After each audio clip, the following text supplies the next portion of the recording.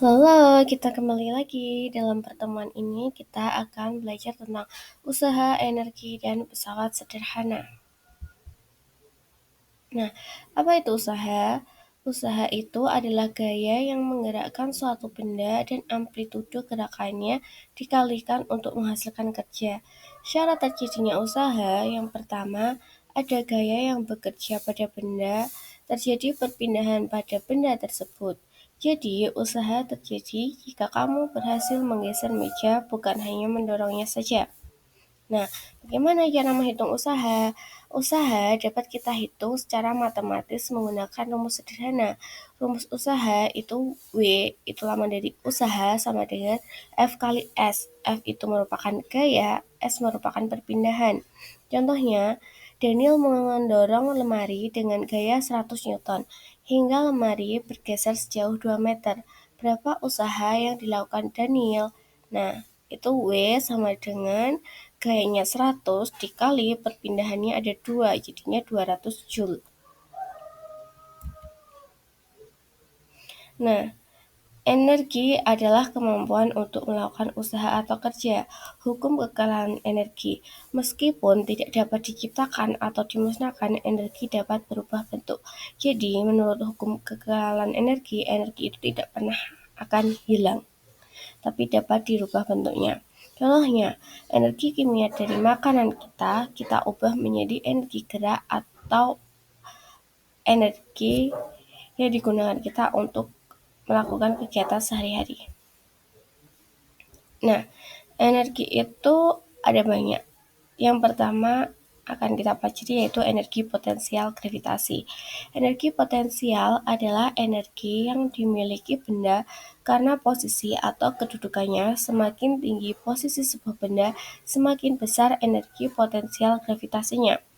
Rumus energi potensial gravitasi yaitu EP sama dengan mgh. EP merupakan energi potensial, M itu massa benda, G itu gravitasi benda, H itu ketinggian benda. Untuk gravitasi benda itu ada dua, yaitu 10 meter per second atau kalau nggak 9,8 meter per second. Tergantung di soal nanti yang diketahui yang mana. Nah, energi kinetik. Energi kinetik itu bisa juga kita sebut energi gerak. Energi kinetik adalah energi yang dimiliki benda karena gerakannya. Semakin cepat benda bergerak, semakin besar energi kinetiknya. Rumus energi kinetik sendiri EK setengah mv kuadrat. EK merupakan energi kinetik, M massa benda, V merupakan kecepatan benda. Nah, selanjutnya kita memasuki bab pesawat sederhana. Pesawat sederhana itu apa? Pesawat sederhana adalah perangkat apapun yang mengubah arah atau kekuatan gaya untuk memudahkan kerja manusia dianggap sebagai pesawat sederhana. Fungsi utamanya yaitu melipat gandakan gaya atau keuntungan mekanis sehingga kita hanya perlu mengeluarkan gaya yang lebih kecil. Nah, ada 4 jenis utama yaitu ada tuas, bidang miring, roda berporos, dan katrol. Yang pertama akan kita pelajari adalah tuas. Tuas adalah alat yang memiliki titik tumpu, titik beban, dan titik kuasa. Prinsipnya adalah memperbesar gaya dengan mengatur jarak kuasa dan beban dari titik tumpu. Titik tumpu biasanya tuh ada di tengah-tengah ini yang tidak akan pernah bisa tergeser-geser. Nah, jenis tuas itu ada 3. Yang pertama, titik tumpu berada di antara titik beban dan titik kuasa. Contohnya jungka-jungkit dan gunting. Yang kedua, jenis kedua itu titik beban berada di antara titik tumpu dan titik kuasa. Contohnya gerobak, beroda 1, pembuka tutup botol. Jenis ketiga itu titik kuasa berada di antara titik tumpu dan titik beban. Contohnya staples dan benset. Nah, di contoh sendiri ada rumus untuk menghitung keuntungan mekanik yaitu W per F atau LK per LB. Nah, keuntungan mekanik berkurang seiring dengan bertambahnya lengan beban dan kuasanya. Gitu ya. Nah, contohnya sebuah gunting dengan panjang lengan beban 2 cm dan lengan kuasa 8 cm digunakan untuk mendorong kawat. Jika gaya untuk memotong adalah 10 Newton, berapa berat benda yang dapat dipotong? Kita pakai rumus yang tadi ya. Nah, kita masukkan F-nya 10 dikali LK-nya 8 sama dengan W dikali 2. 10 kali 8, 80 sama dengan W kali 2, 2W. W sama dengan 80 bagi 2 sama dengan 40 Newton.